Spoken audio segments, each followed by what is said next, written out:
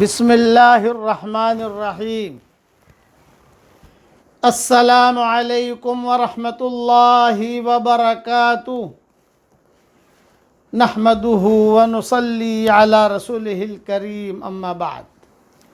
الحمد للہ نحمده ونستعینه ونستغفره ونؤمن به ونتوکل علیہ ونعوذ باللہ من شرور انفسنا ومن سیئات اعمالنا ونعوذ باللہ من شرور انفسنا ومن سیئات اعمالنا ونعوذ باللہ من شرور انفسنا ومن سیئات اعمالنا من يهده الله فلا مضل له ومن يضلله فلا هادي له ونشهد أن لا إله إلا الله وحده لا شريك له ونشهد أن سيدنا ومولانا محمدا عبده ورسوله صلى الله عليه وعلى آله وأصحابه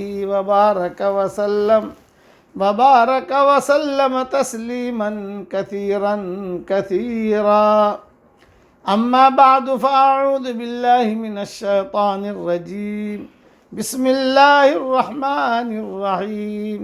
إنا فتحنا لك فتحا مبينا ليغفر لك الله ما تقدم من ذنبك وما تأخر ويتم نعمته عليك ويهديك صراطا مستقيما وَيَنْصُرَكَ اللَّهُ نَصْرًا عَزِيزًا. صدق اللہ العظیم.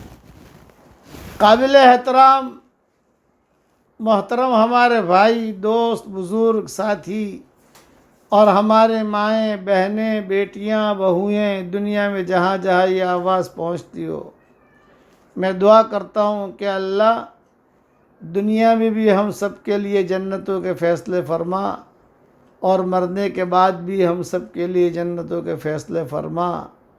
اور آج بدر کی رات ہے، یوم الفرقان ہے، اور اے اللہ اس رات میں جو آپ نے اس وقت مدد کی تھی وہ اب بھی تو قادر مطلق ہے، تو اب بھی تو مسلمانوں کی مدد فرما. آمین یا رب العالمین. سلسلہ وار مضمون چل رہا تھا فتح مکہ کا، اور اس میں قصہ شروع ہوا تھا حضرت اکرمہ ابن ابی جہل کا. حضور اکرم صلی اللہ علیہ وسلم کے پاس دو عورتیں باقاعدہ نقاب کے ساتھ آ کر بیٹھی. ایک ہندہ، اس کا بھی حدیث میں تذکرہ آتا ہے کہ وہ بھی نقاب کے ساتھ آ کر بیٹھی، اور یہ ام حکیم اکرمہ کی بیوی، یہ بھی نقاب کے ساتھ آ کر بیٹھی. روایتوں کے جملے ہیں وَزَوْجَتُهُ مُتَنَقِّبَةٌ، کہ وہ آ کر بیٹھی حضور اکرم صلی اللہ علیہ وسلم کے پاس. پھر حضور اکرم صلی اللہ علیہ وسلم سے بات چیت کرتے رہے. آپ صلی اللہ علیہ وسلم نے امن دے دیا. اس پر اکرمہ کو تعجب ہوا کہ مجھے امن کیسے دے دیا. لیکن ایک روایت میں بھول گیا تھا کل کہنے کی، جب حضور صلی اللہ علیہ وسلم کے اخلاق، کہ جب حضور صلی اللہ علیہ وسلم کو پتہ چلا کہ اکرمہ آ رہے ہیں، تو آپ صلی اللہ علیہ وسلم نے صحابہ سے ایک جملہ کہا کہ اتاکم اخوکم اکرمہ یاتی، تمہارے بھائی اکرمہ آ رہے ہیں، فلا تسبوا اباہ فإن سب المیت یؤذی الحی ولا یبلغ المیت.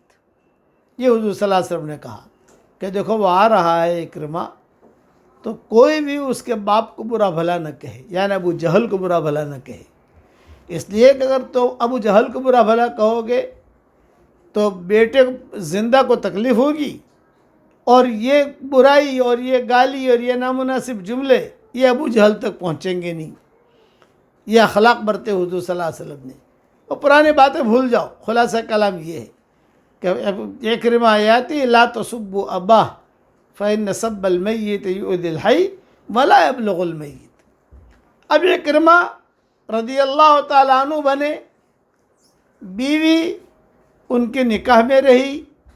حضور اکرم صلی اللہ علیہ وسلم کا یہی معمول تھا کہ حضور صلی اللہ علیہ وسلم جو ہے اسی طریقے سے یہی معاملہ حضور صلی اللہ علیہ وسلم نے اپنی بیٹی کے لیے بھی کیا تھا. ابو العاص ابن ربیع کے نکاح میں تھی حضرت زینب، ان کے ساتھ بھی حضور صلی اللہ علیہ وسلم نے یہی معاملہ کیا تھا.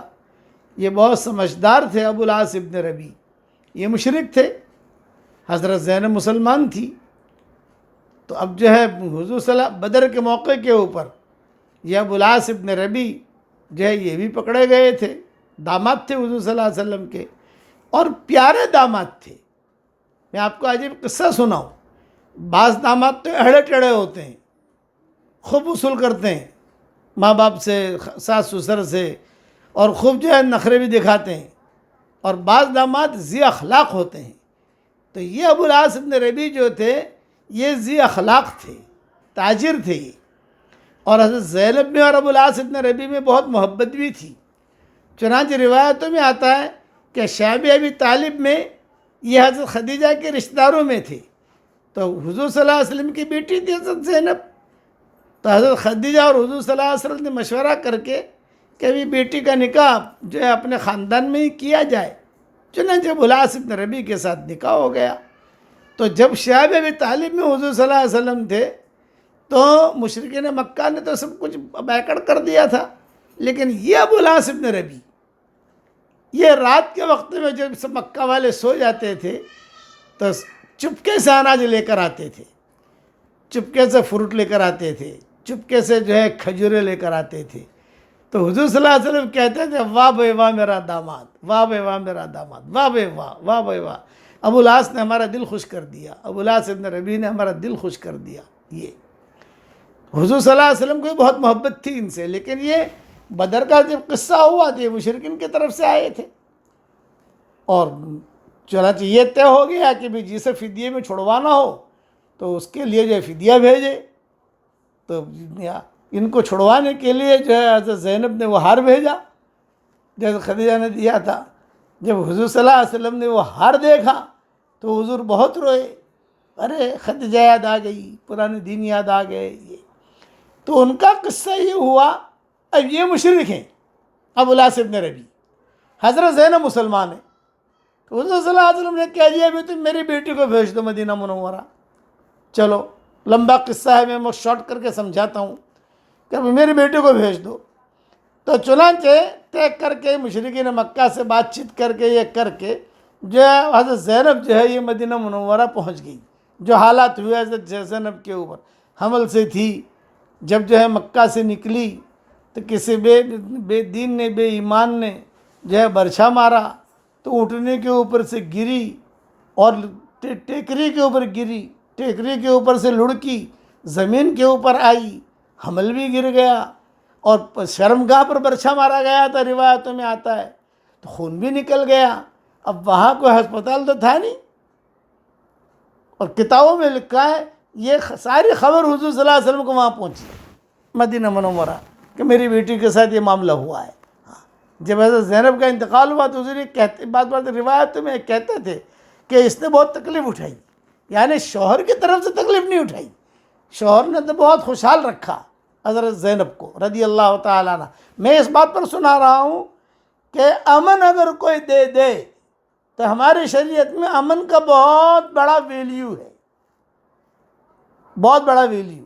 یہی معاملہ ہوا ابو العاص ابن ربیع کا.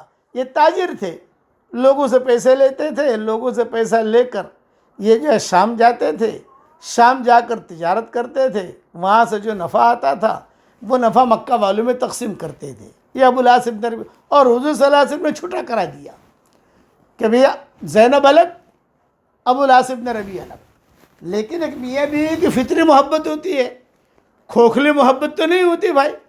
آج کل تو کھوکھلی محبت والے بھی ہوتے ہیں کہ بھی کھوکھلی محبت خالی محبت کا دعویٰ کرے، یہ کرے وہ کرے، یہ تو نہیں ہوتا. کیا آدمی شادی کرے تو شادی کر کے کسی لڑکی کو اپنے گھر پر لائے تو اسے جو ہے اسے پیار بھی دے، اس کو عزت بھی دے.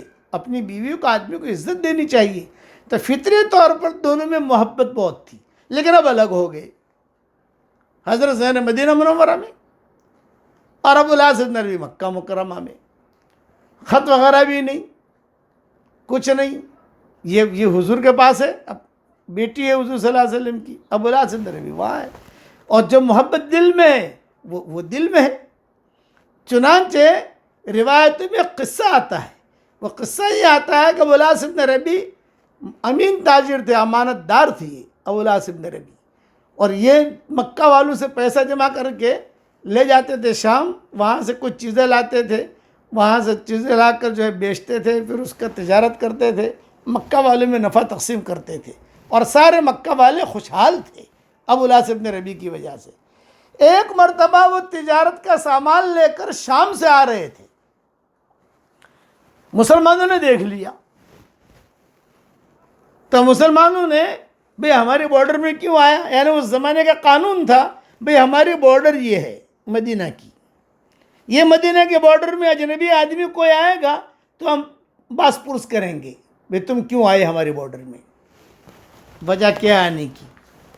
یہ جو ہے رات کا وقت تھا، مدینہ منورہ میں سناٹا تھا، چھوٹی سی بستی تھی مدینہ منورہ کی، تو یہ رستہ انہیں پتہ نہیں چلا، تب کرتے کرتے یہ جو مدینہ کے بارڈر میں آ گئے۔ وہ حفاظت کرنے والا جو عملہ تھا، طبقہ تھا حفاظت کرنے والا، وہ حفاظت کرنے والا عملہ انہوں نے ان کو پکڑ لیا۔ جب ان کو پکڑ لیا تو ان کا سامان تو سارا لے لیا، لیکن یہ گھبرائے ابو العاص بن ربیع، اور یہ گھبرائے کہ بھئی میرا سامان تو لے لیا ہے، یہ لوگ مجھے قتل کر دیں گے، اب میں مدینہ میں کہاں جاؤں، سوائے زینب کے کوئی ہے نہیں، لیکن زینب تو میری بیوی ہے نہیں، میں کہاں جاؤں۔ چنانچہ جان بچا کر کتابوں میں آتا ہے مدینہ منورہ کی بستی میں رات کے وقت میں داخل ہو گئے ابو العاص بن ربیع۔ اب کہاں جاؤں، رات کو مثال دے رہا ہوں، 2 بج رہے ہیں، 2:30 بج رہے ہیں، سردی کی راتیں، جان بچا کر یہ آئے ہیں، تو کوئی ایک صحابی باہر ٹہل رہے تھے، ان سے پوچھا اپنا چہرہ وغیرہ چھپا کر، بھئی حضرت زینب این بیت زینب بنت الرسول، بھئی حضور صلی اللہ علیہ وسلم کی بیٹی زینب جو ہے اس کا مکان کہاں ہے، اس کا کمرہ کہاں ہے۔ وہ صحابی بھی چوکن اجنبی آدمی حضور صلی اللہ علیہ وسلم کی بیٹی کے بارے میں کیوں پوچھتا ہے، بھئی بڑی مہربانی ہوگی تم مجھے اس کا کمرہ دکھا دو۔ وجہ کیا تھی، یہ چاہتے تھے کہ زینب مجھے امن دے دے، امن تو کوئی بھی دے سکتا ہے، زینب اگر امن دے دے گی تو مدینہ والا کو مدینہ میں کوئی مجھے مارے گا نہیں، اور اگر زینب نے امن نہ دیا تو پھر جو ہے مجھے کوئی نہ کوئی قتل کر دے گا۔ یہ معاملہ تھا اکرمہ ابن ابی جہل کا، اسی لیے ام حکیم نے حضور صلی اللہ علیہ وسلم سے امن مانگی کہ آپ امن دے دیجئے، امن دے دیا، اب امن دے کر آپ آ جاؤ، 4 مہینہ رہو، 3 مہینہ رہو، 4 6 جو بھی پیریڈ ہوتا ہے اس میں کوئی آپ کو مارے گا نہیں۔ تو یہ ابو العاص بن ربیع جو ہے یہ امن کے خاطر صرف وہ زینب کا نام لیا، اس لیے کہ اور تو کوئی امن دینے والا ہے نہیں، میری بیوی رہ چکی ہے، یہ تو کچھ یعنی 2 جملے کہہ دے گی تو میرا کام بن جائے گا، میری جان بچ جائے گی۔ تو روایتوں میں یہ ہے کہ وہ صحابی دیہات کے رہنے والے تھے، کتابوں دیہات کے رہنے والے، جیسے پہرہ داری کرتے ہیں، آپ نے دیکھا ہوگا ہمارے یہاں مرکزوں میں بھی اجتماعات میں رات کو پہرہ داری کی جماعت ہوتی ہے، وہ پہرہ داری کر رہے تھے، پوچھا کہ این بنت الرسول، حضور کے لڑکی زینب کا مکان کہاں ہے، تو وہ اشارہ کر دیا یہ ہے۔ رات کا وقت تھا، سناٹا تھا، چنانچہ انہوں نے جا کر جو ہے وہاں کھٹکھٹ کیا، حضرت زینب گھبرائی، بھئی رات کے وقت میں میرے گھر پر کون، کہ رات کے وقت میں میرے گھر پر کون۔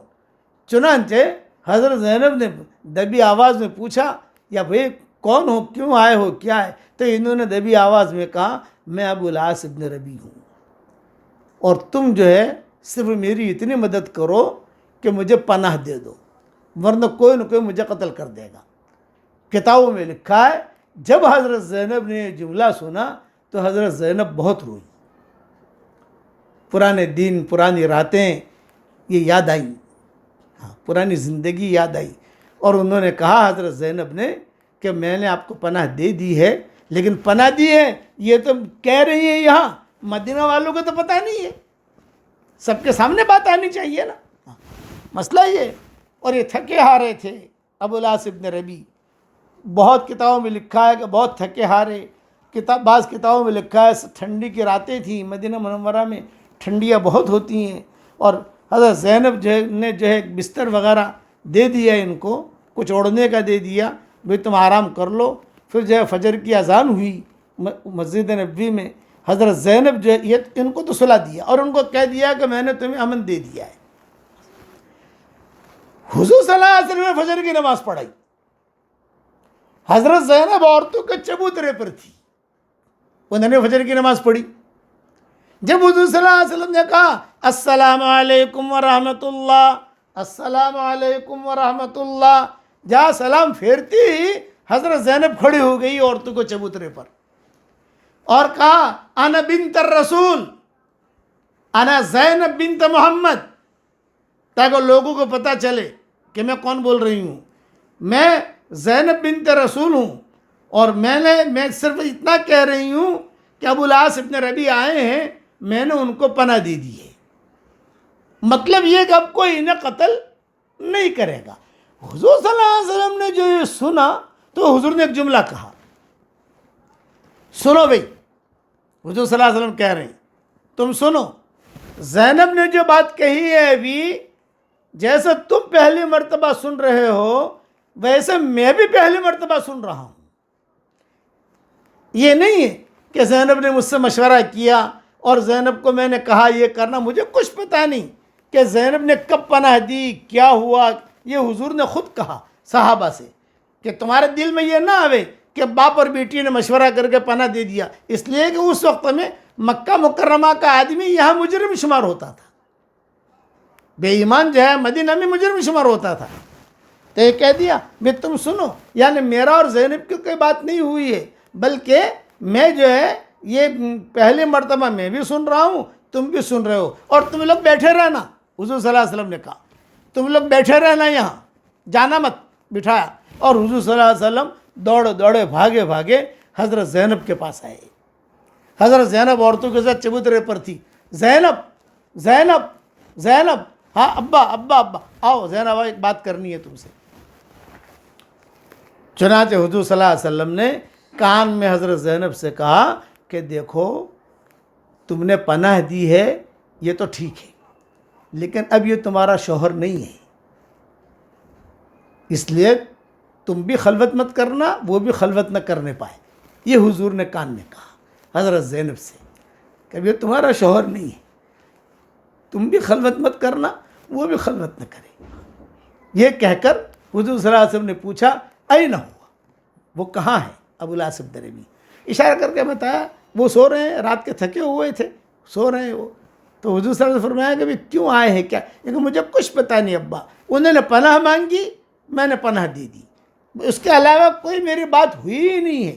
چنانچہ حضرت زینب کمرے میں آ گئی، ماؤں کو پتہ چلا، امہات المومنین کو پتہ چلا، ابو العاص بن ربیع آئے، اس لیے کہ سب ان سے محبت کرتی تھی، ان کے اخلاق کی وجہ سے، ان کے کردار کی وجہ سے، ان کی امانت داری، ان کا کردار۔ صرف باتوں کے شوہر نہیں تھے، بعض لوگ جو ہوتے ہیں نا باتوں کے ہوتے ہیں، باتوں کے باتیں، آج کل کے جو چھوکرے ہوتے ہیں نا باتیں لمبی کریں گے، باتیں لمبی۔ ایک لڑکی سے کسی کو شادی کرنی تھی، یہ کہا بھائی دیکھ میں تجھ سے بہت محبت کرتا ہوں، مجھے تجھ سے شادی کرنی ہے، تو میری محبوبہ ہے، تو میری دلہن، میں تجھے دلہن بناؤں گا، تو میری لیلا ہے، تو میری یہ ہے یہ، لیکن دیکھ مقداد سیٹھ کی طرح میں تجھے لمبے چوڑے بنگلے میں تو نہیں رکھ سکتا، ہاں میرے دل میں تجھے رکھوں گا، اور تجھے بہت محبت ہے ولدان سیٹھ کی طرح، تجھے ہوائی جہاز میں تو نہیں گھماؤں گا لیکن خیالات میں تجھے بہت گھماؤں گا، اب بتا اس سے زیادہ کیا محبت کروں تجھ سے۔ تو اس نے کہا بھائی ایک کام کر، مجھے مقداد کا فون نمبر دے دے اور ولدان کا فون نمبر دے دے، خالی دل کے اندر محبت اور بعد میں کچھ کرنا نہیں، یہ نہیں، جو بات ہوتی ہے ڈھنگ کی ہوتی ہے۔ یہ کہہ کے لڑکی نے جان چھوڑائی کہ یہ تو خالی باتیں کرتا ہے، کہ مجھے تو مقداد کا فون نمبر دے دے، ولدان کا فون نمبر دے دے، تو جا یہاں سے۔ وہ ایسے نہیں تھے، وہ نبھانے والے آدمی تھے۔ حضور کی زبان سے جملہ نکلا شعب ابی طالب میں، واہ بھائی واہ ابو العاص، واہ بھائی واہ ابو العاص، اس نے تو اب حق ادا کر دیا۔ روزانہ رات کو جو ہے وہ کھانا لے کر آ جاتے تھے، مکہ والے سوئے ہوتے تھے، اچھا کبھی مکہ والے پریشان بھی کرتے ابو الاس کھانا کیوں لاتے ہو، بائیکاٹ ہے ان لوگوں کا. تو ابو الاس جو ہے ان لوگوں کو رشوت دیتے تھے زمانے جاہلیت میں. بھائی پیسہ پکڑ، میری ماں ہے، میرے والد ہے حضور صلی اللہ علیہ وسلم، اور یہ سارے رشتہ دار وہاں ہیں، یہ لاتے تھے. تو حضور کہتے تھے واہ بھائی واہ واہ بھائی، یہ ابو الاس ابن ربیع. تو حضور صلی اللہ علیہ وسلم کو کچھ پتہ نہیں ہے کیوں آئے ہیں. چنانچہ جب مسجد میں باتیں ہونے لگی تو ان کی آنکھ کھل گئی ابو الاس ابن ربیع کی. حضور صلی اللہ علیہ وسلم نے بلوایا ان کو سب کے سامنے. ہاں بھائی آپ کیسے آ گئے یہاں؟ زینب نے پناہ دے دی ہے تم کو، یہ بات تو ٹھیک ہے، لیکن یہ کہ آپ کیسے آئے یہاں؟ بعض کتابوں میں لکھا ہے کہ مائیں جو ہیں اپنے کمروں سے دیکھ رہی تھی کہ ابو الاس ابن ربیع جو ہے پکڑے گئے ہیں اور زینب نے پناہ دی ہے ان کو. آپ نے پوچھا تو ابو الاس ابن ربیع نے کہا کہ حضرت بات یہ ہے میں سامان تجارت لے کر شام سے میں جا رہا تھا مکہ، مدینہ والوں نے جو ہے میرا مال سارا لے لیا، اور جو ہے مجھے ڈر یہ لگا کہ مجھے بھی قتل کر دیں گے یہ، اور تو میں سوچا کہ بھئی یہاں آ جاؤں مدینہ، اور جو ہے اور کون مجھے پناہ دے گا؟ تو زینب کے علاوہ کوئی میرے ذہن میں نہیں تھا، اس لیے میں نے پناہ مانگی، اس نے پناہ دے دی. یہ قصہ ہوا. اس پر آپ کی آنکھوں میں آنسو آئے. آپ نے مدینہ والوں کو جمع کیا، اور مدینہ والوں کو جمع کر کے سب کو حضور صلی اللہ علیہ وسلم نے کہا بھئی پورا قصہ تو یہ ہے جو تمہارے سامنے ہے، بس میں ایک درخواست کرتا ہوں.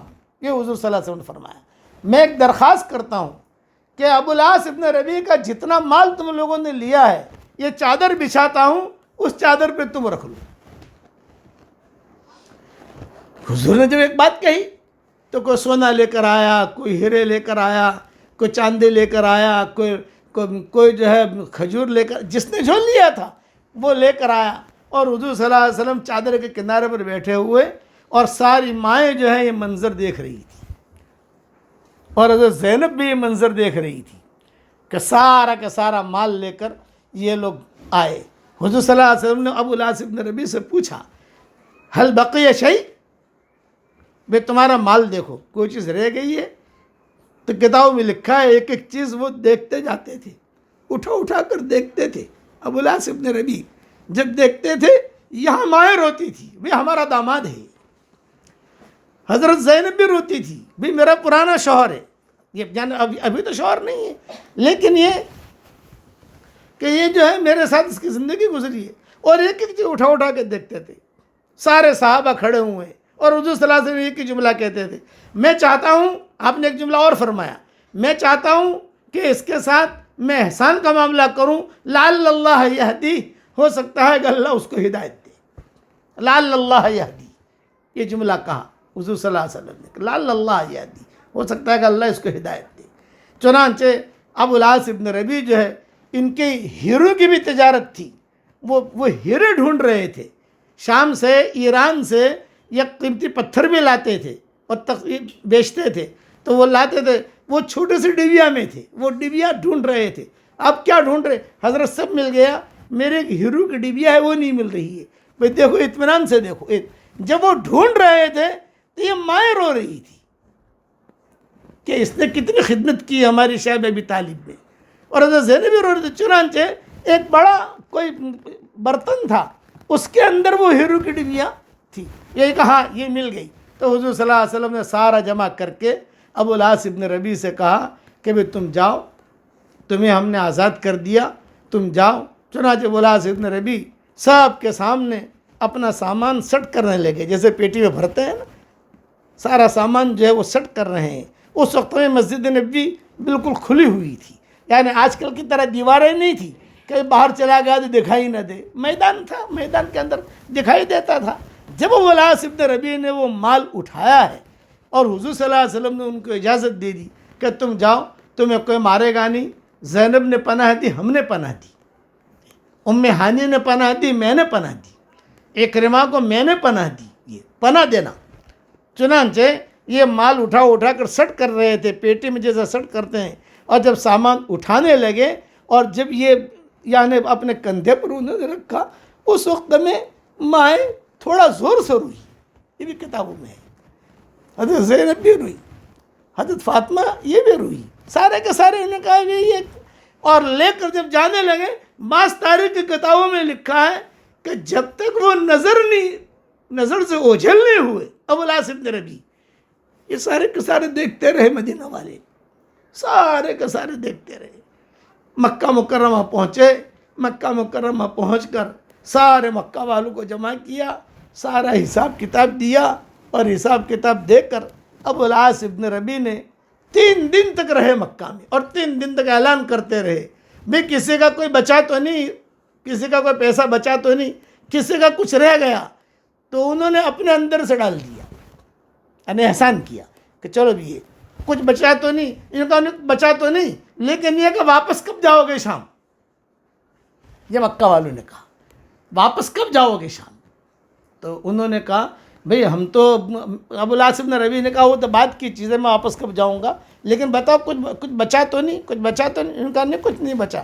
چنانچہ مکہ والوں سے یہ کہہ کر ابو العاص ابن ربیع آئے مدینہ منورہ کہ اب میں شام نہیں جا رہا ہوں، اب میں مدینہ جا رہا ہوں۔ مدینہ جانے کا مطلب یہ ہے کہ مسلمان ہونے جا رہا ہوں، یہ مدینہ جانے کا مطلب ہے۔ لیکن مدینہ لوگ آتے تھے 2-3 قسم کے ہوتے تھے، کچھ لوگ تو جو ہے وہ لڑانے کے لیے آتے تھے، تو وہ ایک آدمی نہیں آتا تھا، وہ 50-100 کا جتھا لے کر آتا تھا، اور کچھ لوگ جو ہے مدد کے لیے آتے تھے، جیسے سارا آ گئی مدد کے لیے، میں بوڑھی ہو گئی ہوں میرے پاس کچھ نہیں ہے، حضرت آپ مدد کریں آپ میری، حضور نے مدد کی سارا کی۔ اور کچھ لوگ آتے تھے اپنے رشتہ داروں سے ملنے کے لیے، ایک آدمی آتا جیسے عمر ابن وہب اپنے بیٹے سے ملنے چلے گئے، ان کا قصہ بھی آئے گا۔ پھر صفوان ابن امیہ مسلمان ہوئے، ان کا خاص آدمی تھا عمر ابن وہب، جیسے جب بھائی ہوتا ہے دادا ہوتا ہے تو اس کا شوٹر ہوتا ہے نا، تو آپ صفوان ابن امیہ دادا سمجھانے کے لیے کہہ رہا، اور عمر ابن وہب شوٹر، یہ کہتا تھا یہ پیسہ لے فلاں کو قتل کر، یہ پیسہ لے فلاں کو قتل کر، یہ پیسہ لے فلاں کو قتل کر، تو حضور صلی اللہ علیہ وسلم کو قتل کرنے کے لیے بھیجا تھا صفوان ابن امیہ نے مدینہ، اور جو پیسہ لینا وہ لے۔ اور بہانہ بتاتا ہوں، اگر پکڑے تو ایک ہی جملہ کہنا، پکڑا گیا تو ایک ہی جملہ کہنا، میرے بیٹے سے ملنے آیا ہوں، میرا بیٹا جو ہے تمہارے یہاں قید ہے، میں ملنے آیا ہوں۔ یہ وہ قصہ آئے گا اپنے وقت پر، میں بیان کروں گا انشاءاللہ۔ چنانچہ یہ ابو العاص ابن ربیع یہ آئے، اور یہاں آنے کے بعد اچھا اب ابو العاص ابن ربیع جب مدینہ کے بارڈر میں داخل ہوئے تو اب تو جو ہے اکیلا آدمی ہے کہ مال تجارت تو نہیں ہے، کسی نے کہہ دیا ابو العاص ابن ربیع آئے، جا ابو العاص ابن ربیع، جا ابو العاص ابن ربیع۔ حضور صلی اللہ علیہ وسلم نے گھر والوں کو کہہ دیا، بھئی پتہ نہیں کیوں آ رہا ہے، واٹس ایپ تو تھا نہیں، ٹیلی فون تو تھا نہیں، یہ آئے، حضور صلی اللہ علیہ وسلم جو بیٹھے ہوئے تھے، اور یہ داخل ہوئے، اور داخل ہوتے ہی مائیں بھی دیکھ رہی تھی کہ اب کیوں آئے ہیں یہ، اور آتے ہی کتابوں میں لکھا ہے کچھ پوچھا نہیں، حضور سے آ کر چمڑ گئے اور کہا اشہدو ان لا الہ الا اللہ واشہدو انک رسول اللہ۔ اسی جگہ مسلمان ہو گئے۔ جب یہ مسلمان ہوئے ہیں تو سب مائیں بہت روئی کہ اللہ تیرا شکر ہے ہمارا داماد مسلمان ہو گیا۔ حضور نے کہہ دیا زینب تمہاری بیوی ہے، جا اپنی بیوی کے پاس جا۔ اس کے بعد بھی قصے ہوئے ہیں ابو العاص ابن ربیع اور زینب کے، یعنی اب تو حضور نے ساتھ کر دیا نا، جیسے اکرمہ ابن ابی جہل کو ساتھ کر دیا، ام حکیم کو ساتھ کر دیا، یہ قصے ہوتے رہے۔ اب یہ اس کے بعد بھی ابو العاص ابن ربیع کے قصے ہوئے ہیں، لیکن وقت کی کمی کی بنا پر ساری تفسیر میں بیان نہیں کر سکتا۔ یہ معاملہ ہوا اکرمہ ابن ابی جہل کا۔ اب اکرمہ ابن ابی جہل نے یہ اللہ تعالیٰ حضور صلی اللہ علیہ وسلم سے حرم میں ایک وعدہ کیا کہ اے اللہ کے نبی آپ کی مخالفت میں گھوڑے میں نے بہت دوڑائے ہیں، آپ کی مخالفت میں میں نے بہت کام کیا ہے، اب میں آج حرم میں وعدہ کرتا ہوں کہ آپ کی موافقت کے اندر میں گھوڑے دوڑاؤں گا اور آپ کی موافقت میں سارا کام کروں گا دین کا، آپ میرے لیے دعا فرمائیں کہ اللہ مجھے معاف کرے۔ تو حضور صلی اللہ علیہ وسلم نے دعا کی، اللہم اغفر لعکرمہ ابن ابی جہل۔ جب یہ مسلمان ہوئے تو ام سلمہ بیٹھی ہوئی تھی، فتح مکہ مسلمان ہوئے، حضور نے فرمایا ام سلمہ ثبت الرؤیا، خواب کی تعبیر پوری ہو گئی۔ یہ حضور نے فرمایا کہ خواب کی تعبیر پوری ہو گئی، خواب دیکھا تھا کہ ابو جہل کے لیے درخت ہے لیکن کچھ شاخیں جنت میں ہیں، یہ شاخ ہے جو جنت میں ہے۔ بعد میں بنے اکرمہ رضی اللہ تعالیٰ عنہ، اور بڑے ان کے قصے ہیں حضرت اکرمہ کے۔ ہاں، قرآن پڑھتے تھے تو بہت روتے تھے، پہلے قرآن کی مخالفت کرتے تھے، اور اب قرآن پڑھتے تھے تو ہچکیاں مار مار کر روتے تھے۔ قرآن پڑھنا جب شروع کرتے تھے تو کتابوں میں لکھا ہے سر پہ رکھتے قرآن، اپنے سینے سے لگاتے اور آنسو بہاتے، اور پھر جو ہے وہ روتے تھے، بہت روتے تھے، بہت روتے تھے۔ پھر ام حکیم اور اکرمہ ابن ابی جہل ان کی زندگی گزرنے لگی، حضور صلی اللہ علیہ وسلم کا انتقال ہو گیا، یہ کام کرتے رہے۔ صدیق اکبر کا انتقال ہو گیا، بعض روایتوں میں یہ ہے کہ صدیق اکبر کے زمانے میں انہوں نے وفات پائی، اکرمہ ابن ابی جہل نے شہید ہوئے، اور بعض روایتوں میں یہ ہے کہ حضرت عمر کے زمانے میں یہ شہید ہوئے۔ حضرت عمر رضی اللہ تعالیٰ عنہ کے زمانے میں ایک قصہ ہوا، قصہ تھوڑا سا تفصیلی ہے، میں اس کی ابتدا کر لیتا ہوں، کل انشاءاللہ پورا کروں گا اس کو۔ یہ مکہ والے جتنے چودھری تھے نا، یہ سارے کے سارے جمع ہوئے دور فاروق میں۔ حضرت اکرمہ، سہیل ابن عمرو، صفوان ابن امیہ، یہ جتنے بھی یعنی جنہوں نے حضور کو بہت تکلیفیں دی، ستایا، یہ سب جمع ہوئے، اور حرم میں بیٹھ کر، حتیم میں بیٹھ کر انہوں نے مشورہ کیا، پرائیویٹ مشورہ۔ اب تو حتیم ہمارا ہو گیا، مکہ ہمارا ہو گیا، حضور صلی اللہ علیہ وسلم مدینہ منورہ چلے گئے، انتقال بھی ہو گیا حضور کا، اب تو ابوبکر کا بھی انتقال ہو گیا۔ دور فاروق میں ان لوگوں نے مشورہ کیا، اور یہ مشورہ کیا کہ بھی ہمیں حضرت عمر کے پاس جانا چاہیے، اور وہاں جا کر حضرت عمر سے ایک بات یہ کرنی چاہیے، امیر المومنین ہیں، کہ بھی ہم تو بہت پیچھے رہے، بلال ہم سے آگے نکل گیا، خباب ہم سے آگے نکل گیا، صہیب رومی ہم سے آگے نکل گیا، آپ تو امیر المومنین ہمیں کوئی بات ایسی بتاؤ ہم جو کریں، اور اللہ تعالیٰ حشر کے میدان میں بلال کے آگے ہم جنت میں نہ جاویں، کم سے کم بلال کے ساتھ تو چلے جاویں، بلال سے پیچھے تو نہ رہیں، بھئی ہم تو چودھری ہیں، ہمیں تو بڑی شرم آئے گی، کل حشر کے میدان میں بلال آگے آگے جنت میں جا رہا ہوگا، ہم پیچھے ہوں گے، ہمیں شرم آئے گی۔ حضور صلی اللہ علیہ وسلم کی حدیث یاد تھی، آپ صلی اللہ علیہ وسلم نے فرمایا تھا، ہنی لک یا بلال، ہنی لک یا بلال، بلال تیرے لیے خوشخبری ہے،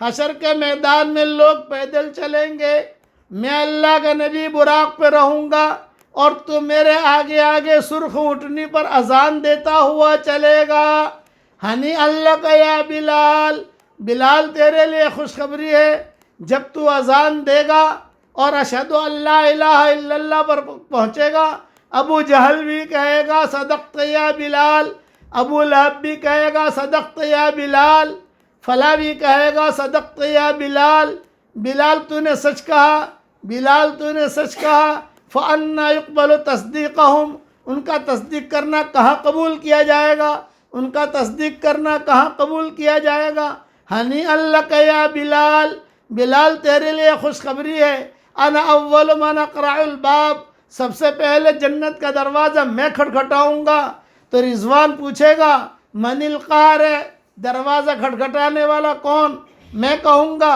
محمد ابن عبداللہ ابن عبد المطلب، دروازہ کھلے گا، اب بلال تیرے لیے خوشخبری ہے، میں سرخ اونٹنی پہ رہوں گا، اور اس اونٹنی کی نکیل اور لگام بلال تیرے ہاتھ میں ہوگی، درجہ دیا۔ یہ حدیث ان کو معلوم تھی حضرت اکرمہ کو، ارے اتنا اونچا درجہ، حضور نے اپنا ڈرائیور بنا لیا، حضور نے اپنا ڈرائیور بنایا، بڑا آدمی اپنا ڈرائیور جس کو بناتا ہے، بہت شرطیں، بہت قانون کے پاس، اس کے بعد بڑا آدمی ڈرائیور بناتا ہے کسی کو، حضور نے اپنا ڈرائیور بنایا۔ تو یہ مشورہ کیا حتیم میں ان لوگوں نے، ارے بھائی ہمیں تو جو ہے حضرت عمر کے پاس جا کر اتنا مشورہ کرنا ہے کہ ابھی ہم نے بہت گھوڑا دوڑا ہے غلط میدانوں میں، ہمیں حضرت عمر صرف اتنا بتا دیں کہ ابھی حشر کے میدان میں کم سے کم بلال کے ساتھ ہم جنت میں داخل ہو جائیں، بلال کے پیچھے نہیں۔ چنانچہ انہوں نے جماعت بنائی، جماعت بنا کر مکہ سے نکلے، یہاں حضرت عمر کو کسی نے خبر دی چودھری آ رہے ہیں، اچھا یہ کیوں آ رہے ہیں، بڑے بڑے چودھری مکہ والے یہاں کیوں آ رہے ہیں؟ مسلمان تو ہو گئے ہیں، اب تو حکومت مسلمانوں کی ہوگی، یہ کیوں آ رہے ہیں؟ مدینہ میں داخل بھی ہو گئے، لوگوں نے کہا امیر المومنین چودھری سب مکہ کے آئے ہیں۔ حضرت عمر نے کیا کہا؟ ارے بلال کو بلاؤ، ارے فلاں کو بلاؤ، ارے فلاں نہیں، دوسرے جو بھی ان کے غربا فقراء جو تھے، فلاں کو بلاؤ، فلاں کو بلاؤ، عبداللہ بن مسعود کو بلاؤ، فلاں کو بلاؤ۔ چھوٹا سا کمرہ تھا، وہ کمرہ بھر گیا، اور حضرت بلال کو باہر کھڑا کر دیا یا کسی اور صحابی کو باہر کھڑا کر دیا، اور یہ کہہ دیا وہ چودھری جب آویں اور کہیں ہمیں امیر المومنین سے ملنا ہے تو تم صرف اتنا کہنا امیر المومنین بیزی ہیں، بس اس کے علاوہ کچھ مت کہنا کہ امیر المومنین بیزی ہیں، اتنا جملہ کہنا اور کچھ مت کہنا۔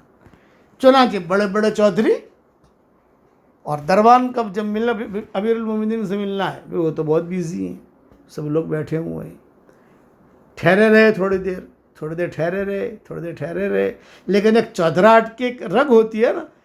حضرت اکرمہ نے کہا بھائی دیکھو یہ سارے غربا آگے بڑھ گئے، ہم لوگ پیچھے رہ گئے، اب تو حضرت عمر سے یہ کہہ دو کہ جو ہے کسی طریقے سے بھی ہمیں کسی جگہ بھیج دیں تاکہ ہم وہاں جا کر اللہ کے راستے میں جان دے دیں، یہاں تک کہ وہ سب ہٹے جتنے غربا بیٹھے ہوئے تھے اور ان لوگوں کو داخل کیا۔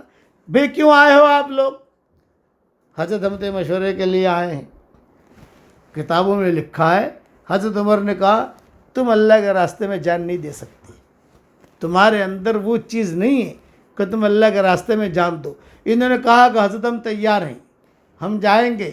انت ابن حنتمہ، انت ابن حنتمہ، حنتمہ جو حضرت عمر کی والدہ کا نام تھا، انت ابن حنتمہ، یہ حنتمہ نام رکھنا مت بھائی، ہاں یہ کبھی تم لوگ رکھنا شروع کر دو یار، یہ زمانہ جاہلیت کا نام ہے۔ حضرت عمر کی والدہ کا نام تھا حنتمہ، تو انہوں نے کہا انت ابن حنتمہ، انت ابن حنتمہ، تو حنتمہ کا بیٹا ہے، تو ہمیں بتا دے بھی خطاب باپ کا نام تھا اور حنتمہ ماں کا نام تھا۔ میرے والد صاحب رحمۃ اللہ علیہ بہت مزے لے کر یہ نام لیتے تھے، اور انت ابن حنتمہ، تو حنتمہ کا بیٹا ہے، تو بتا، جہاں بتائے گا ہم مکہ جا کر سامان کی تیاری کر کے ہم وہاں جائیں گے اور وہاں جا کر اللہ کے راستے میں جان دیں گے۔ تو حضرت عمر نے کہا خالد ابن ولید فلاں جگہ کام کر رہے ہیں، تم لوگ جاؤ خالد ابن ولید کو میرا سلام کہنا اور وہاں جا کر کام کرو۔ یہ قصہ انشاءاللہ کل انشاءاللہ پورا کر لوں گا۔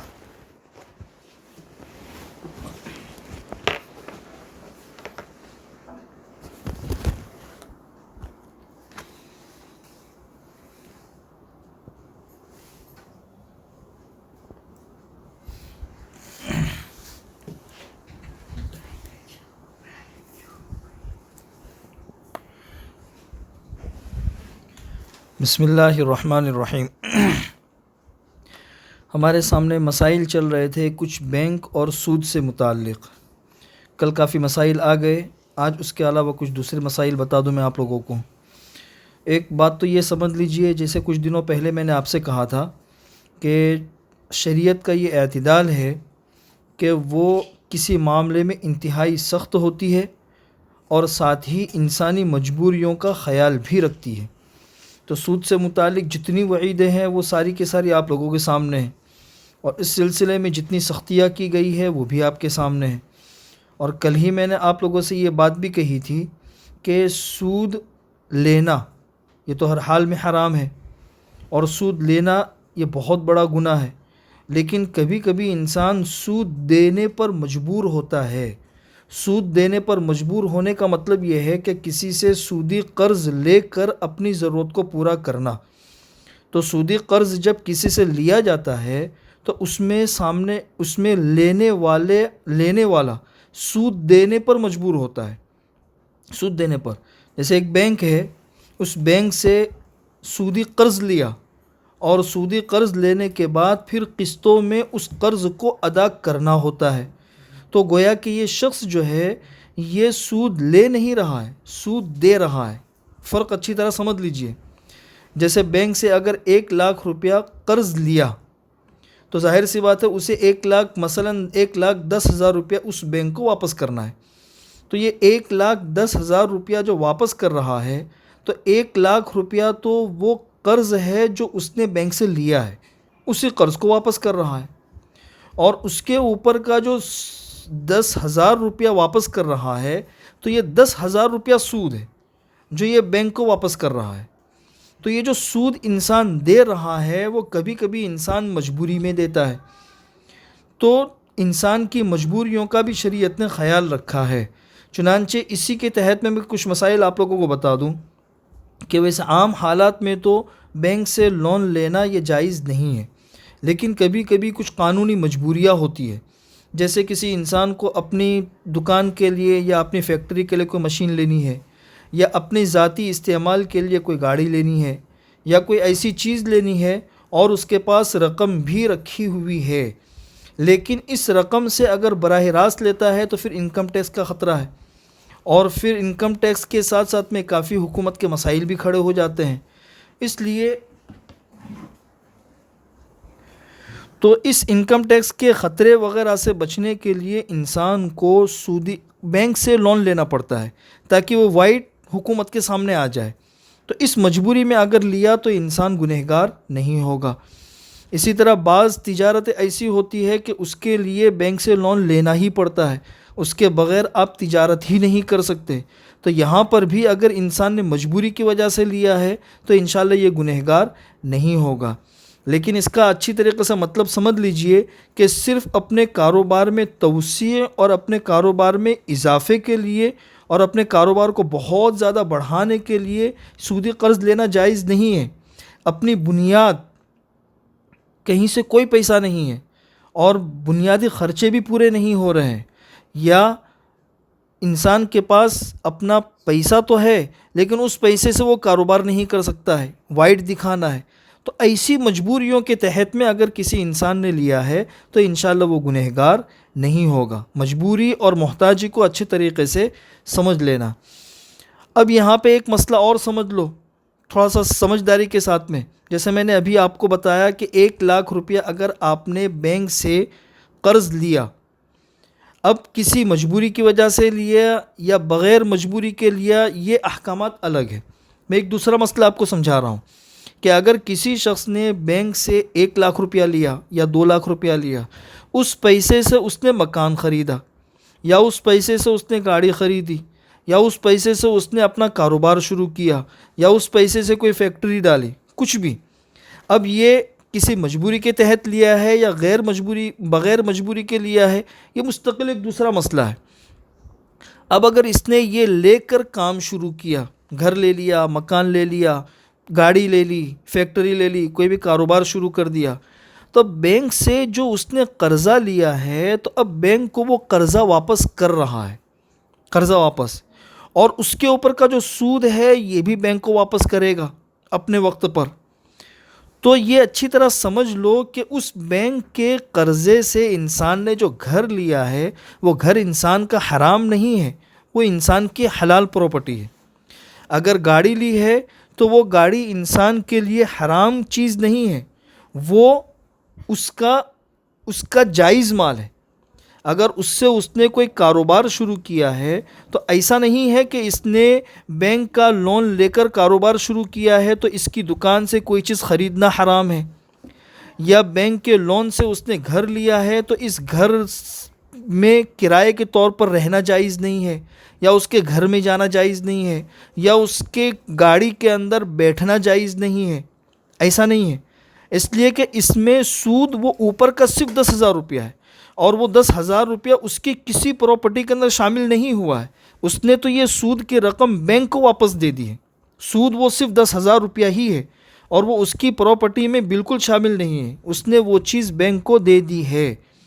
یہ دو فرق اچھی طرح سمجھ لینا کہ بینک سے سود لینا یہ ایک عمل ہے، یہ بغیر مجبوری کے انسان نے لیا ہے تو یہ عمل انسان کا حرام ہے، لیکن اس کی وجہ سے انسان کی لی ہوئی چیز حرام نہیں ہوگی۔ جیسے میں اس کی ایک نظیر پیش کروں کہ آپ دکان کھول کے بیٹھے ہوئے ہیں اور حلال تجارت کر رہے ہیں، کتابوں کا کام کر رہے ہیں، پرفیوم کا کام کر رہے ہیں، کپڑوں کا کام کر رہے ہیں، اور تجارت کے دوران آپ نماز نہیں پڑھتے، تو نماز نہ پڑھنا یہ مستقل ایک حرام عمل ہے، گناہ ہے۔ لیکن نماز نہ پڑھنے کی وجہ سے آپ کا حلال کاروبار بھی حرام ہو جائے ایسا نہیں ہے. وہ تو آپ کا حلال کاروبار ہے, آپ سچ بول کے کر رہے ہو, کسی کو دھوکہ نہیں دے رہے ہو, تو اس سے آنے والا پروفٹ اور اس سے ہونے والی کمائی یہ بدستور حلال ہوگی, حرام نہیں ہوگی. ہاں یہ الگ چیز ہے کہ اس کی وجہ سے بے برکتی آئے گی آپ کے کاروبار میں, لیکن وہ چیز آپ کی حرام نہیں سمجھی جائے گی. اس لیے یہ فرق اچھی طرح سمجھ لینا. تیسرا مسئلہ یہ سمجھ لیجئے کہ آج کل بینک جو ہے نا وہ کچھ اسکیمیں نکالتی ہے جس کو انعامی اسکیم کہتے ہیں, پرائز بانڈ کہتے ہیں.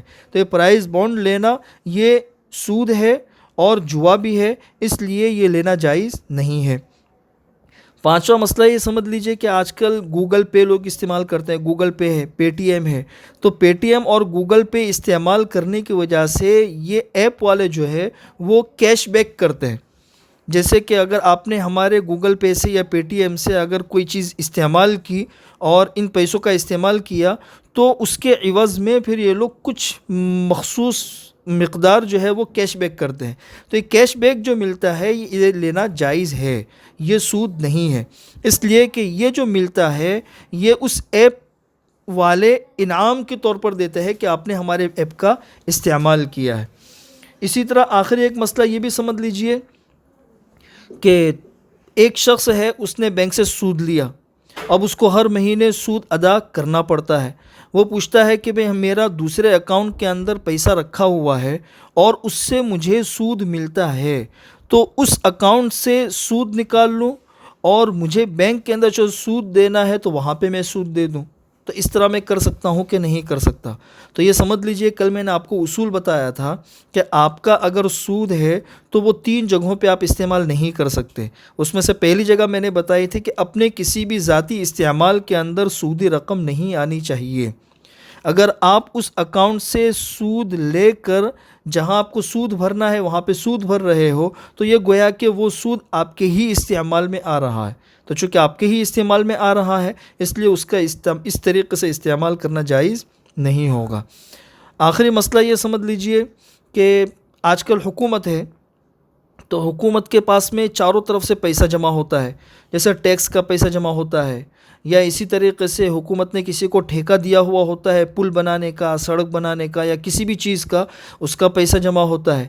تو یہ جتنا پیسہ حکومت کے پاس جمع ہوتا ہے تو حکومت یہ پیسہ بینکوں کے اندر فکس ڈپوزٹ کرتی ہے. اس سے جو سود آتا ہے تو اس سود کو غریب عوام کے لیے کچھ نہ کچھ اسکیمیں نکال کر غریب عوام کو دیتی ہے. جیسے کسی کو تعلیم کے لیے دیتے ہیں, یا کسی کو رفاہی کاموں کے لیے دیتے ہیں, یا کسی کو دوسرے کاموں کے لیے دیتے ہیں. تو یہ حکومت کی اسکیموں کے لیے حکومت جو اسکیم نکالتی ہے اور اس میں عوام کو یہ جو سود کی رقم دیتی ہے تو ان اسکیموں سے فائدہ اٹھانا یہ جائز ہے. کیوں؟ اس لیے کہ حکومت نے اس سود کو اپنے تحویل میں لے کر حکومت اس کی مالک بن گئی, اور مالک بننے کے بعد پھر یہ عوام کو دے رہی ہے. تو مالک بننے کے بعد پھر یہ حلال پیسہ ہو جائے گا تو ان اسکیموں سے فائدہ اٹھانا جائز ہوگا. جیسے اس کی ایک نظیر میں پیش کروں کہ حضور اکرم صلی اللہ علیہ وسلم گھر میں داخل ہوئے, حضرت بریرہ رضی اللہ تعالیٰ عنہ جو تھی وہ گوشت بنا رہی تھی, تو حضور نے ارشاد فرمایا کہ بھئی گوشت ہم کو بھی کھلاؤ. تو حضرت بریرہ نے ارشاد فرمایا کہ حضرت یہ صدقے کا مال ہے اور آپ جو ہے نبی ہے, آپ صدقے کا مال استعمال نہیں کرتے ہیں, زکوٰۃ ہے, صدقہ ہے. تو حضور نے ارشاد فرمایا کہ لک صدقہ ولنا ہدیہ, تمہارے ہاتھ میں آیا تو وہ صدقہ تھا, تمہارے ہاتھ میں آنے کے بعد اب تم اس کی مالک بن گئی, اب تم ہم کو دو گی تو اب یہ ہمارے لیے ہدیہ ہوگا اور اس کا استعمال ہمارے لیے جائز ہوگا.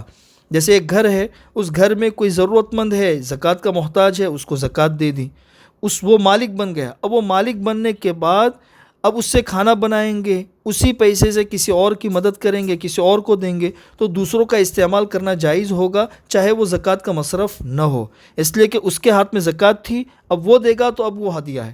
تو حکومت نے اس سود کی ساری رقم پر قبضہ کر لیا تو وہ مالک بن گئے. مالک بننے کے بعد اب وہ اپنے عوام کے لیے کچھ اسکیمیں نکالتی ہے, تو ظاہر سی بات ہے عوام کے لیے ان اسکیموں سے فائدہ اٹھانا یہ درست ہوگا. بقیہ مسائل انشاءاللہ کل آپ لوگوں کے سامنے آ جائیں گے. آج آپ لوگوں کو میں ایک ہدیہ دے رہا ہوں, ایک درود شریف پڑھا رہا ہوں، آپ پڑھ لیجئے۔ پہلے ایک بات ذہن میں رکھیے کہ درود شریف کے صیغے بہت ہیں۔ سب سے بہترین صیغہ تو وہ ہے جو نماز میں پڑھا جاتا ہے، وہ تو ٹاپ 1 ہے الحمدللہ۔ لیکن ایک درود شریف میں نے آج واٹس ایپ پر ریلے کیا ہے، پہلے میرے ساتھ پڑھ لیجئے۔ جزا اللہ عنا محمدن صلی اللہ علیہ وسلم بما ہوا اہلہ۔ ترجمہ ہی پڑھ لیجئے۔ اے ہمارے پیارے اللہ، ہماری جانب سے محمد صلی اللہ علیہ وسلم کو ان کی شایان شان بدلہ عطا فرما۔ یہ درود شریف کی فضیلت یہ ہے کہ جو شخص ایک مرتبہ یہ درود شریف پڑھ لے گا تو 70 فرشتے 1000 دن تک اس کا ثواب لکھتے لکھتے تھک جائیں گے۔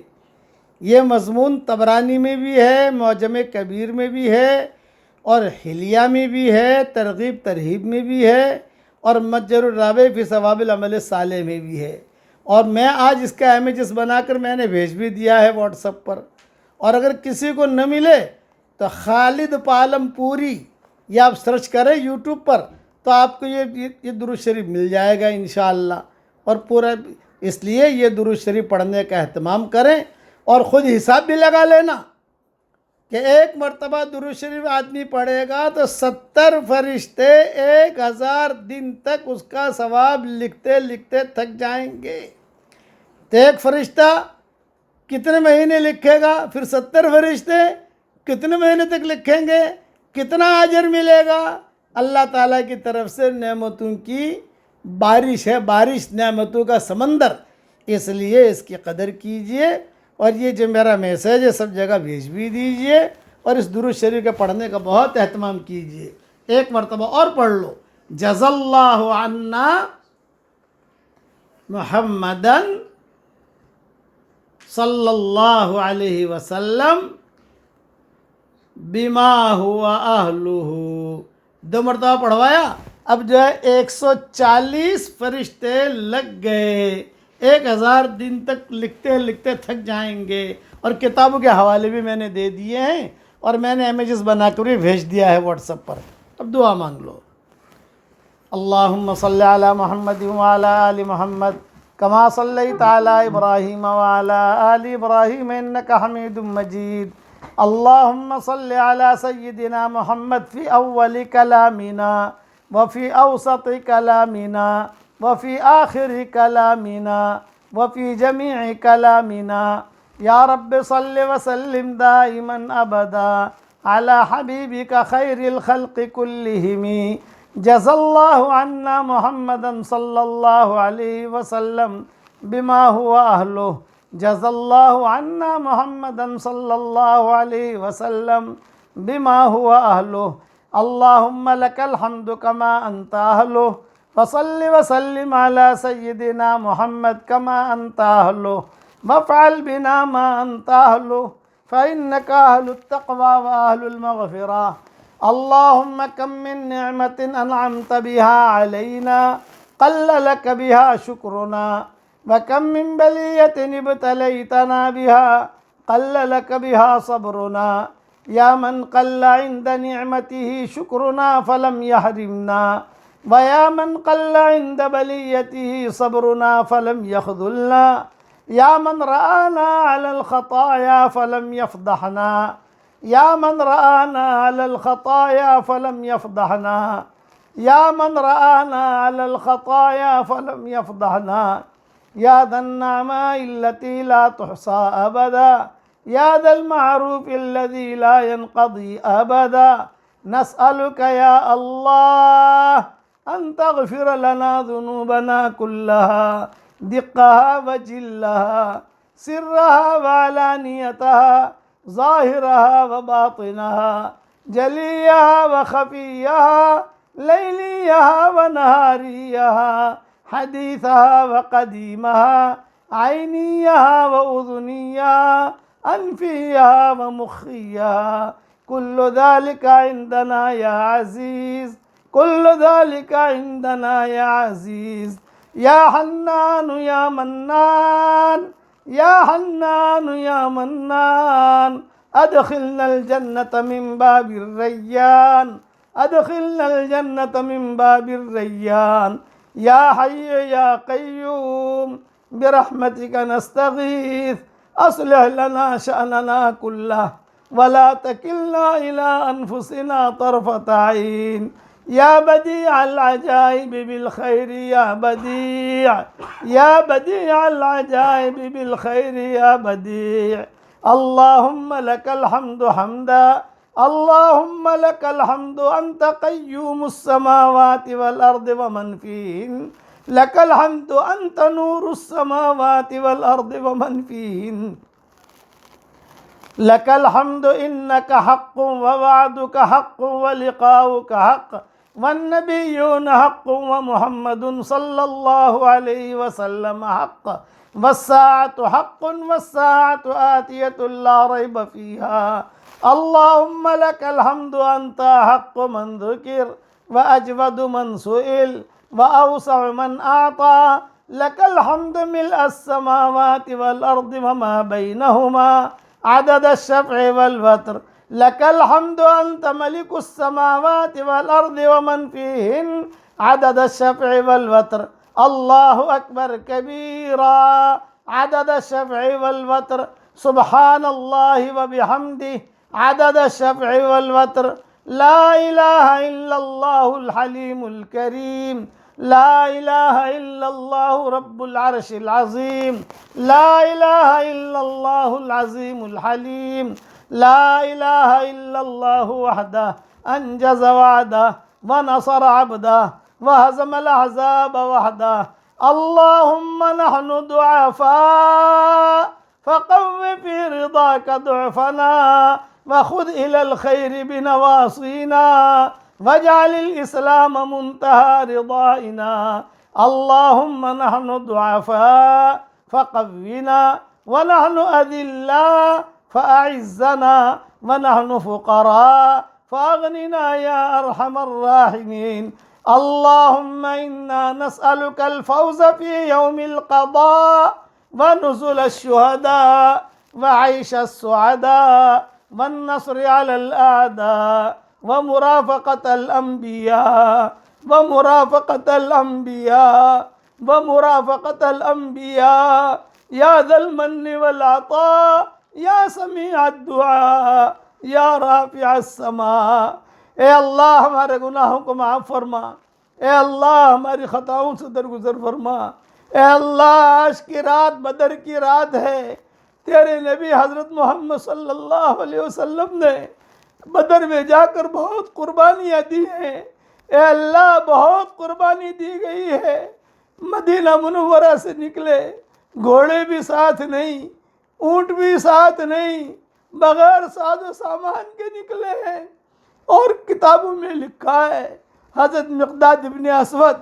اور حضرت علی اور حضور صلی اللہ علیہ وسلم باری باری ایک ہی اونٹنی کے اوپر بیٹھتے تھے حضور صلی اللہ علیہ وسلم نے مقداد ابن اسود سے کہا بھئی تم آ کے بیٹھ جاؤ حضرت علی تم آ کے بیٹھ جاؤ میں پیدل چلتا ہوں دونوں نے کہا مقداد نے بھی کہا اور حضرت علی نے بھی کہا حضرت ہم جو ہیں پیدل چلیں گے آپ اونٹنی پر سوار رہیے حضور صلی اللہ علیہ وسلم نیچے اتر گئے بدر جاتے ہوئے اور ایک جملہ کہا جیسے تم دونوں کو نیکیوں کی ضرورت ہے مجھے بھی نیکیوں کی ضرورت ہے مجھے بھی نیکیوں کی ضرورت ہے بغیر ساز و سامان کے بدر کے میدان میں پہنچے ہیں اور ایک ہی جملہ کہتے رہے یا حی یا قیوم برحمتک نستغیث یا حی یا قیوم برحمتک نستغیث اللہم ان تہلک هذه العصابہ لن تعبد علی الارض ابدا ہم نے کتابوں میں پڑھا ہے کہ مسجد عریش میں سارے کے سارے صحابہ جب بدر پہنچے تھے سب تھکے ہوئے تھے سب کو حضور نے کہا تم آرام کرو، سارے صحابہ آرام میں لگ گئے، ابو بکر عمر بھی آرام میں لگ گئے، علی اور مقداد اور سعد بن معاذ بھی آرام میں لگ گئے، لیکن حضور صلی اللہ علیہ وسلم نے آرام نہیں کیا۔ حضور کھڑے ہو گئے اور پوری رات ایک دعا مانگتے رہے، یا حی یا قیوم برحمتک استغیث اصلح لنا شأننا کلہ ولا تکلنا الی انفسنا طرفۃ عین۔ یہی دعا حضور صلی اللہ علیہ وسلم نے اپنی بیٹی فاطمہ کو سکھائی تھی اور کہا تھا کہ بیٹی فاطمہ یہ دعا تو زندگی میں کبھی بھی مت چھوڑنا۔ حضرت فاطمہ مرتے دم تک یہ دعا مانگتے رہی۔ یہی دعا حضور صلی اللہ علیہ وسلم نے بدر کے میدان میں مانگتے رہے اور ایک جملہ کہتے رہے، یا حی یا قیوم، یا حی یا قیوم۔ اس میں اللہ تیرا اسم اعظم ہے۔ یہاں تک کہ فجر کا وقت ہو گیا، صحابہ وضو کر کر کے پہنچ گئے، حضور صلی اللہ علیہ وسلم نے فجر کی نماز پڑھائی۔ فجر کی نماز پڑھانے کے بعد حضور صلی اللہ علیہ وسلم کھڑے ہو گئے اور کھڑے ہو کر دعا مانگنی شروع کی۔ رات بھر سوئے نہیں تھے، رات بھر تجھے پکارتے رہے اور فجر کے بعد دعا مانگنی شروع کی، اور سارے کے سارے صحابہ بھی کھڑے ہو گئے، دعا مانگنی شروع کی۔ جب دعا مانگتے مانگتے حضور صلی اللہ علیہ وسلم اس جملے پر پہنچے، یا حی یا قیوم برحمتک استغیث اصلح لی شأنی کلہ ولا تکلنی الی نفسی طرفۃ عین، اللہم ان تہلک هذه العصابہ لن تعبد علی الارض ابدا، اللہم ان تہلک هذه العصابہ لن تعبد علی الارض ابدا، اللہم ان تہلک هذه العصابہ لن تعبد علی الارض ابدا۔ اس کا ترجمہ یہ ہے، اے اللہ چھوٹی سی جماعت لے کر آیا ہوں، تھوڑی جماعت لے کر آیا ہوں، بے سر و سامان ہے، نہ گھوڑے ہیں، نہ ہمارے پاس اونٹ ہیں، نہ کھانا ہے۔ اسی کو کسی شاعر نے بہت اچھے جملے میں کہا ہے، اگر اغیار نے ان کو ہلاک کر ڈالا، زمین پر کوئی نہیں رہے گا تیرا پوجنے والا۔ حضور صلی اللہ علیہ وسلم یہ دعا عربی میں کہہ رہے تھے، اللہم ان تہلک هذه العصابہ لن تعبد علی الارض ابدا۔ مختصر ٹولی کو لے کر، مختصر جماعت کو لے کر آیا ہوں، اگر یہ جماعت آج بدر کے میدان میں ہلاک ہو گئی تو اللہ زمین پر کوئی تیرا نام لینے والا نہیں رہے گا۔ اس جملے پر پہنچے، صدیق اکبر سے رہا نہ گیا۔ صدیق اکبر نے حضور کو دوران دعا اپنے باہوں میں لے لیا۔ صدیق اکبر نے دعا مانگتے مانگتے حضور کو اپنے باہوں میں لے لیا اور ایک جملہ کہا، حضرت اللہ کی مدد آئے گی، اللہ کی مدد آئے گی، اور حضور سے چمٹ گئے، حضور سے چمٹ گئے۔ جب حضور سے چمٹ گئے تو حضور صلی اللہ علیہ وسلم پھر بھی دعا میں مشغول تھے، لیکن سارے کے سارے چمٹ گئے۔ اور پھر سعد بن معاذ نے تقریر کی، حضرت آپ بالکل مطمئن رہیں، آج ہم آئے ہیں آپ کے ساتھ، جس کی رسی کو آپ جوڑ دیں وہ کامیاب ہے، جس کی رسی کو آپ کاٹ دیں وہ ناکام ہے۔ مقداد ابن اسود کھڑے ہو گئے، انہوں نے کہا کہ حضرت ہماری جان اور ہمارے مال سب حاضر ہیں۔ حضور صلی اللہ علیہ وسلم ایک ایک دو جملہ کہتے تھے، یا حی یا قیوم برحمتک استغیث۔ اے اللہ آج مسلمانوں پر بھی یہی دن آ چکے ہیں، اے اللہ اب وہ نبی تو نہیں ہے، اب وہ بدر کا میدان تو نہیں ہے، وہ ابو بکر اور عمر تو نہیں ہے، وہ مقداد ابن اسود اور سعد ابن معاذ تو نہیں ہے، وہ حضرت علی تو نہیں ہے، لیکن اے اللہ بدر کے میدان میں تو جیسا تھا آج بھی تو ویسا ہے۔ بدر کے میدان میں جو تیری طاقت تھی آج بھی وہی طاقت ہے۔ بدر کے میدان میں تو نے جیسے مدد کی تھی آج بھی مدد کرنے پر قادر ہے۔ اے اللہ عافیت کے ساتھ اس کمزور امت پر کرم کا رحم کا معاملہ فرما۔ تیرے نبی کی امت ہے، تیرے نبی کے بھائی بہن ہیں، آج تیرے نبی کے بھائی بہن پریشان ہیں۔ اے اللہ ہم کسی کے سامنے کیوں شکوہ کریں جبکہ تو ہماری طاقت بہت بڑی طاقت ہے۔ لوگ ہمیں ایٹم بم سے ڈرائیں، لوگ ہمیں اب پستولوں سے ڈرائیں، لوگ ہمیں قانونوں سے ڈرائیں، لیکن اے اللہ ہم کیوں ڈرے؟ ہماری پناہ تو ہے، ہمارا ملجا تو ہے، ہمارا ماوا تو ہے، کرنے والا تو ہے۔ اے اللہ بدر کا وہ میدان نہیں ہے، ابو بکر اور عمر نہیں ہے، مقداد ابن اسود اور سعد ابن معاذ نہیں ہے، حضرت علی نہیں ہے، ابو بکر بھی نہیں ہے، حضرت محمد صلی اللہ علیہ وسلم بھی نہیں ہے، لیکن جو فرشتے بدر میں اترے تھے وہ فرشتے زندہ ہیں، اور اللہ تو بھی زندہ ہے، تو بھی اپنی اسی طاقت کے ساتھ ہے۔ اللہم ارنا قدرتک، اللہم ارنا قدرتک یا ولی الاسلام و اہلی ثبتنا علی الاسلام حتی نراک۔ اے اللہ اپنی قدرت ہمیں دکھا، اے اللہ تیرے دین کی حفاظت کر۔ اللہم انصر دینک و کتابک، اللہم انصر دینک و کتابک۔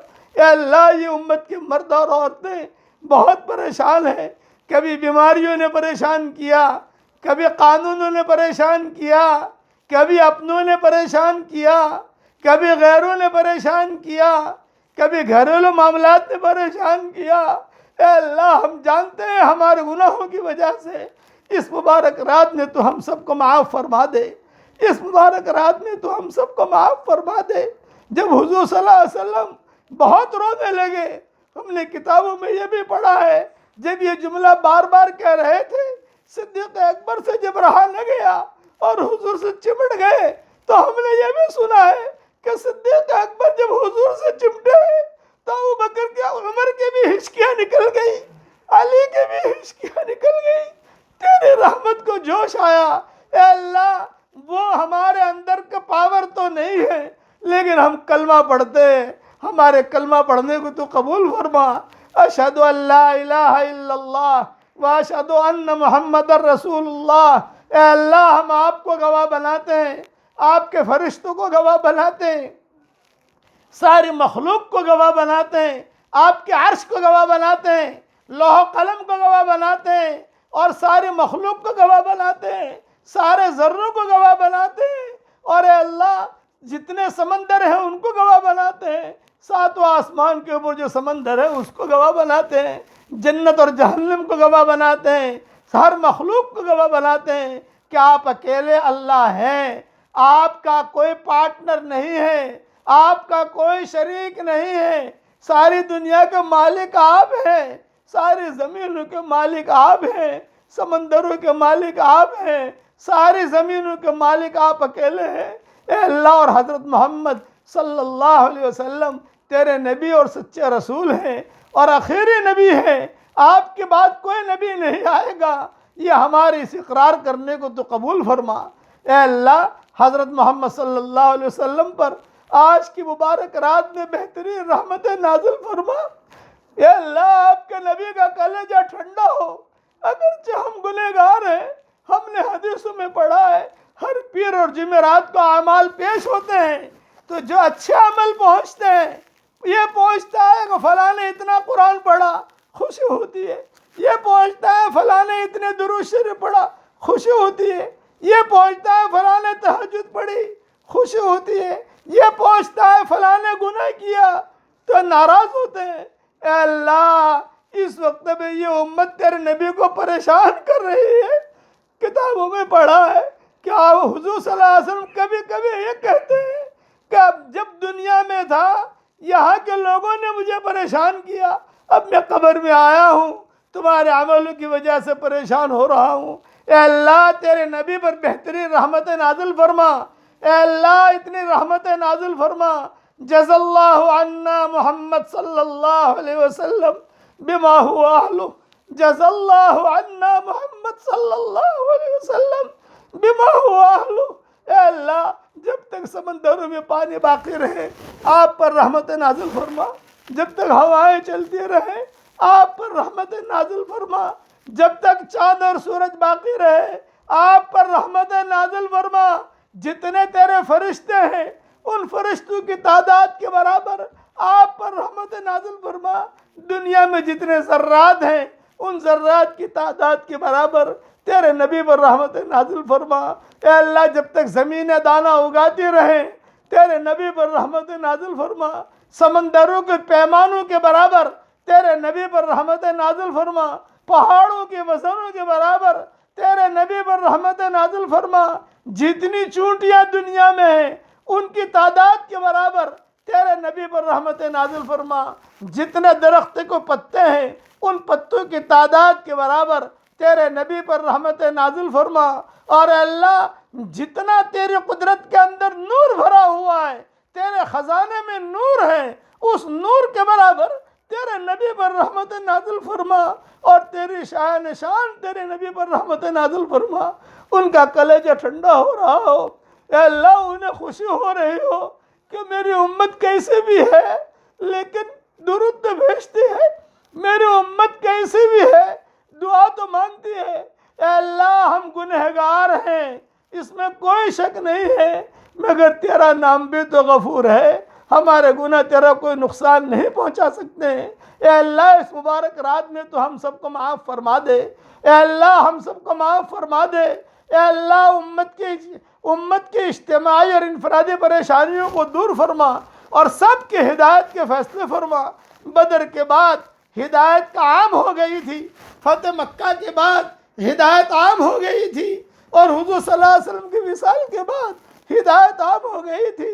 ये रमज़ानुल मुबारक का महीना है, ये बेहतरीन मेहमान है। ए अल्लाह ये तो अब तेज़ी से चला, ये तो चला, कुछ दिनों के बाद खबर आएगी कि ईद हो गई, शव्वाल का चाँद नज़र आया। ए अल्लाह इन रातों में तो हमें महरूम न फरमा। हज़रत मोहम्मद सल्लल्लाहु अलैहि वसल्लम को आज के रात में तो खुशी दिखा, और उनके जितना गम उन गमों को तो दूर फरमा दे, बेहतरीन रहमत नाजिल फरमा, तेरे शान शान रहमत नाजिल फरमा।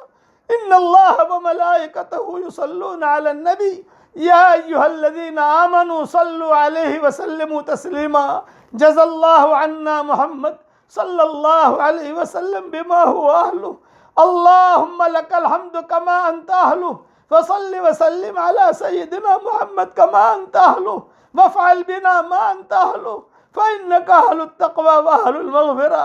हज़रत मोहम्मद सल्लल्लाहु अलैहि वसल्लम को कोई दुरूद अगर भेजता है, कोई दुरूद पढ़ता है तो बहुत खुशी होती है। ए अल्लाह आज के इस मुबारक रात में जो परेशान हाल हों, अपनी परेशानियों को कहना नहीं चाहते, आफियत से उन सब की परेशानियों को दूर फरमा। जो बीमार हों उनको शिफाए कामिला आजिला आजिला दायमा मुस्तमिर अता फरमा।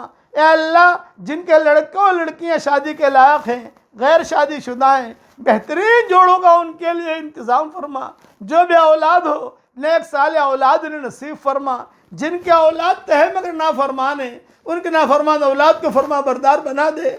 आज की मुबारक रात में, ये बदर की रात है, जितने मुसलमान इस्लाम की हालत में दुनिया से रुखसत हो गए हैं, या अल्लाह उनकी कब्रों को तू नूर से मुनव्वर फरमा, उनके दराजात को बुलंद फरमा, करवटों उन्हें आराम नसीब फरमा, उनकी हड्डी हड्डी को जन्नत नसीब फरमा, उनकी हड्डी हड्डी को जन्नत नसीब फरमा।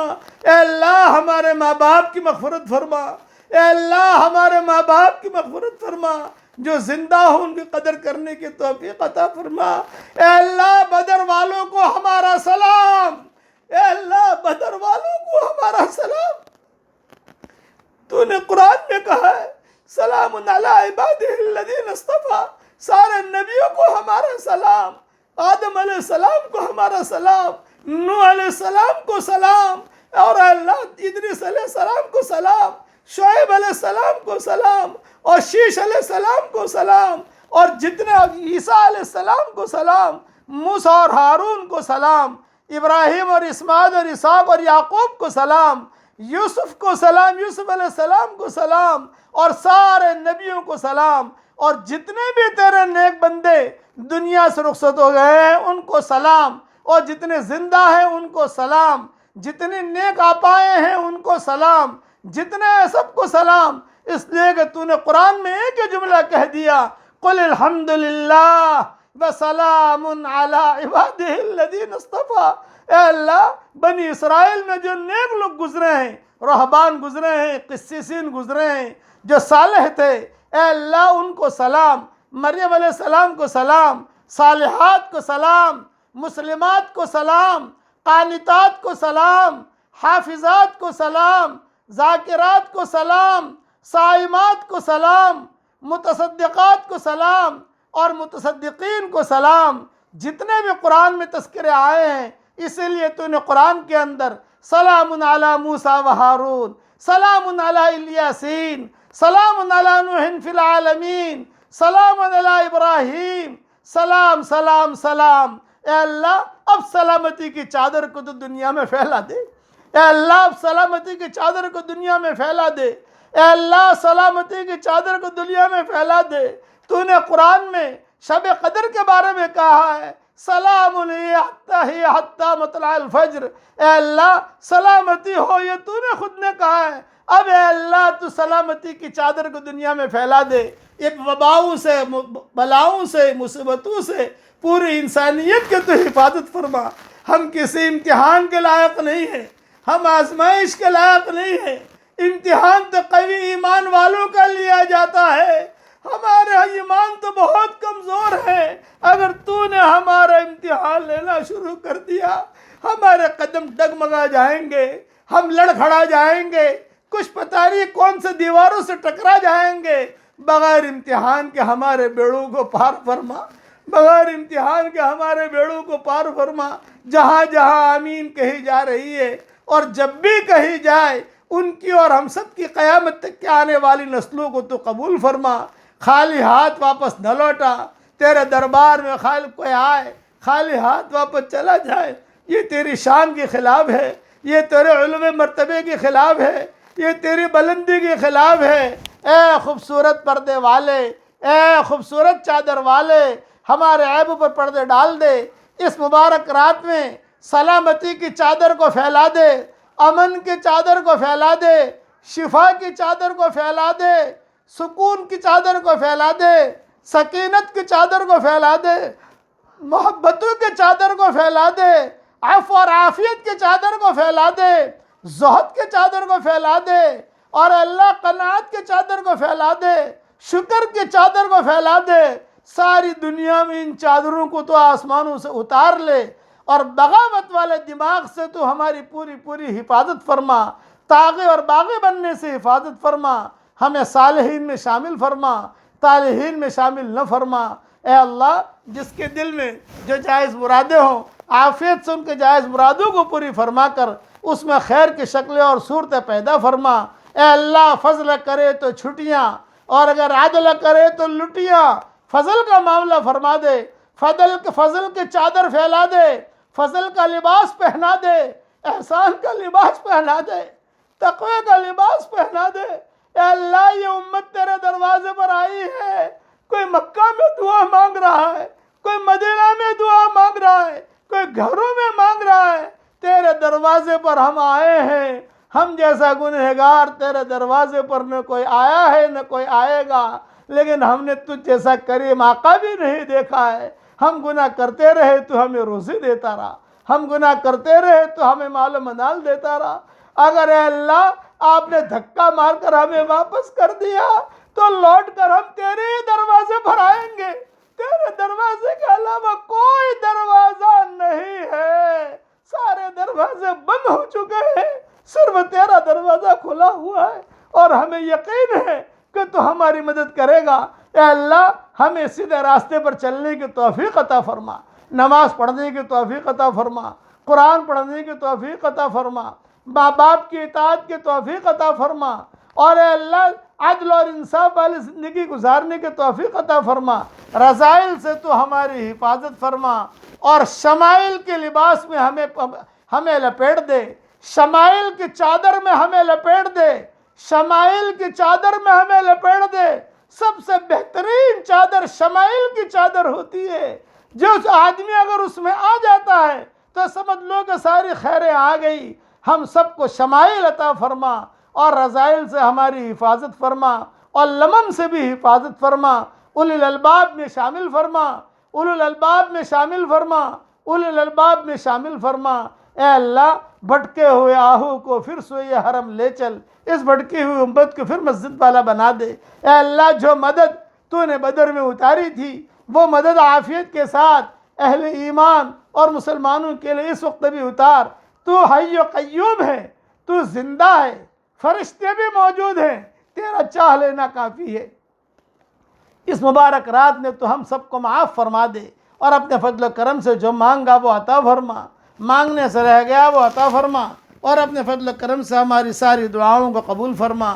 جزا اللہ عنا سیدنا محمد صلی اللہ علیہ وسلم بما هو اہلہ، جزا اللہ عنا محمد صلی اللہ علیہ وسلم بما هو اہلہ، جزا اللہ عنا محمد صلی اللہ علیہ وسلم بما هو اہلہ۔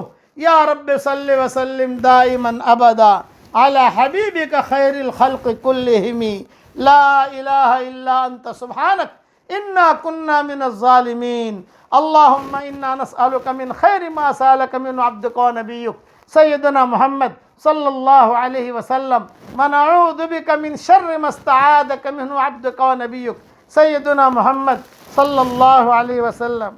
انت المستعان وعلیک البلاغ، ولا حول ولا قوة الا باللہ العلی العظیم۔ سبحان ربک رب العزة عما یصفون، وسلام علی المرسلین، والحمد للہ رب العالمین۔